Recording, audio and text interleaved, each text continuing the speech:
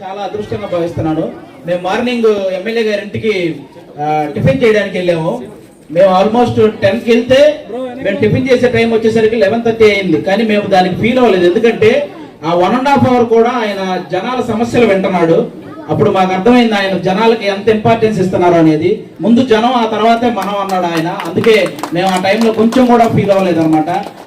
వాళ్ళందరూ కూడా అక్కడికి వచ్చి అంతమంది వెయిట్ చేస్తున్నప్పుడు వాళ్ళందరూ సమస్యలు వినిన తర్వాతే లోపలికి వచ్చాడు.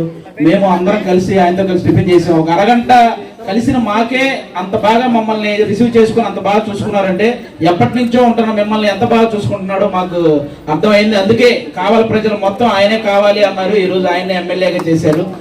నిజంగా చాలా చాలా హ్యాపీ ఈరోజు ఈయన కలవడం. అంటే చాలా తక్కువ మంది ఉంటారు. ఓన్లీ ఇప్పుడే ఆయన అన్నాడు, నేను ఎప్పుడు నిజాయితీగానే ఉంటా, మీ పరువు నిలబడతా అనే మాట ఒక రాజకీయ నాయకుడు ఇవ్వడం అంటే మామూలు విషయం కాదు. అది ఇంకా అలాంటి వ్యక్తి మీకు ఎమ్మెల్యేగా ఉండడం మీ అందరు అదృష్టం. మీ కావాలి ఇంకా బాగా అభివృద్ధి చెందుతుంది. ఇంకా ఇంకా మీరందరూ హ్యాపీగా ఉంటారు. ఇది వన్స్ అగైన్ మీకు కంగ్రాట్స్ అండ్ మీరు ఇలాగే ముందుకెళ్ళడం మనస్ఫూర్తిగా కోరుకుంటాను sir. Thank you so much. Thank you sir, thank you very much. Thank you very much. మన కావలి వాడు, మన కావలి బిడ్డ, జబర్దస్త్లో మనవాడు, ఆడపిల్ల కాదు మగవాడు.